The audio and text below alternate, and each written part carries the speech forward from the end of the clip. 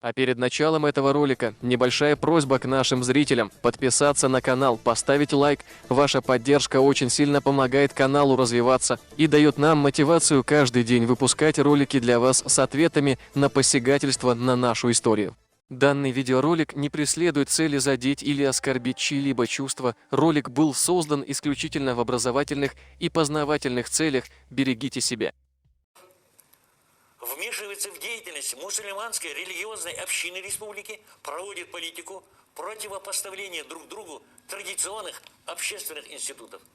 26 сентября 2018 года Евкуров, игнорируя мнение абсолютного большинства населения и решение, принятое на съезде народов Ингушетии, подписал с главой Чеченской республики Кадыровым соглашение об установлении границ.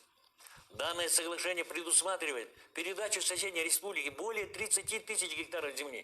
Земли, в настоящее время закрепленные соглашением за Чеченской республикой, с момента создания нашей республики были в составе Ингушетии.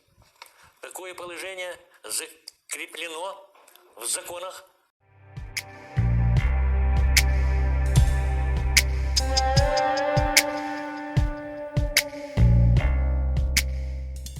Фальсификаторы из Совета Тейпов Ингушетии оправдывают украденные чеченские земли, называя их своими.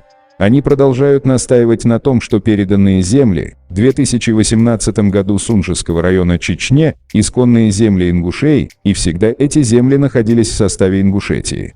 Ну что же, в предыдущем ролике мы говорили, что ингушские активисты и всякие горе-историки не хотят встретиться с чеченской стороной и перед камерой доказать свою правоту.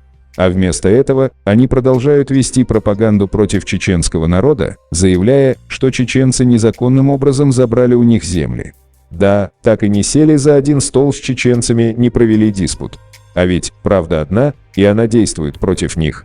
Мы вам покажем ролик, где ингушский историк, кандидат политических наук, доцент, заведующая отделом социально-политических исследований Ингушского научно-исследовательского института гуманитарных наук Лейла Арабханова, рассказывает и показывает, как все было.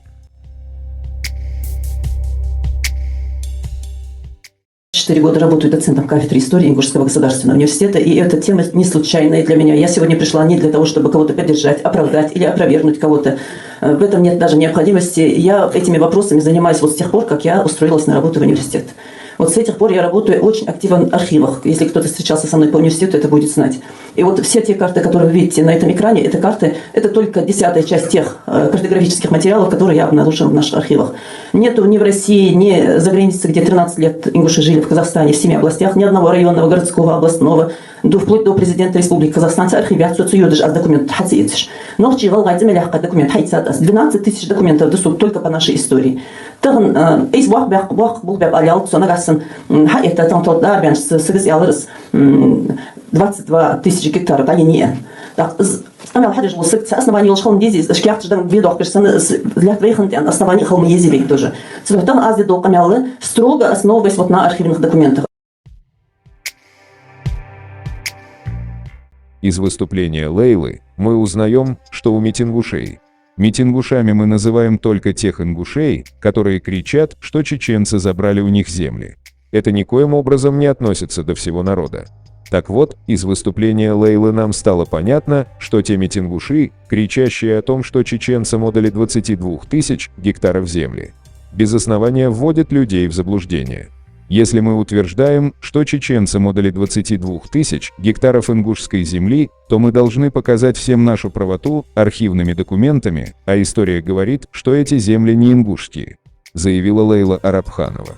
Вот в составе Терскской области с 1862, заметьте, до 1866 года, это чуть больше 4 лет, Карабалакский округ, весь Карабалакский округ, вот именно вот та спорная территория, о которой мы сегодня говорим, горно-лесистая часть, она входила в Ингушевский Назрановский округ Терской области. 4,5 года примерно. В 1866 году именно вот эту горно-лесистую часть, именно вот эти 22 тысячи гектаров, о которых идет сегодня речь, были переданы в Галанчожский отдел.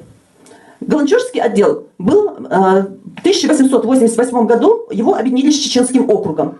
То есть эти земли вместе с Галанчожским отделом, они перешли в Чеченский округ, и с тех пор, вот в тех пределах, о которых мы сегодня говорим, в границе, до 2009 года эта земля была в составе, будь то Чеченского округа, будь то Чеченской автономной области. Затем мы, конечно, были в ЧССР, мы были в депортации без республики, восстановились как ЧССР, но эти территории больше до 2009 года в составе нашей республики никогда не были. По всем картам были. Правильно подметила, что спорные земли, по которым чуть ли не вся Ингушетия митинговала, лишь 4 года находились у ингушей с 1862 по 1866 годы. Но по просьбе местных жителей эти земли были переданы в Галанчежский отдел. Дальше случилось то, что ингуши в 2009 году, поделав документы, украли эти земли у чеченцев. Спустя 9 лет, в 2018 году, чеченцы вернули себе украденные земли обратно в свою республику. Я многим предлагала, суд доказать, сок халз мечах границ хани, цмитинги лахты чаками антасис, шатя тот хани сот ауш дать сук, цмитинги лахташ саго, шатя тот хани сот ауш дать, хан ауш чу, шей алхам дотсен. Чеченцы неоднократно приглашали ингушей на диспут перед всем народом, перед камерами, где каждый бы показал свою правду. Но ингуши, как ранее говорил Магомед Даудов, не принимают вызов. То же самое говорит и Лейла. Я к вам, всем стоящим на митингах, не раз обращалась. Давайте встретимся. Докажите мне, где проходила граница. Мне они сказали, что мы не сядем с тобой за один стол. Но почему? Потому что нечего предъявить. Истина против них, заявила ингушка Лейла Арабханова.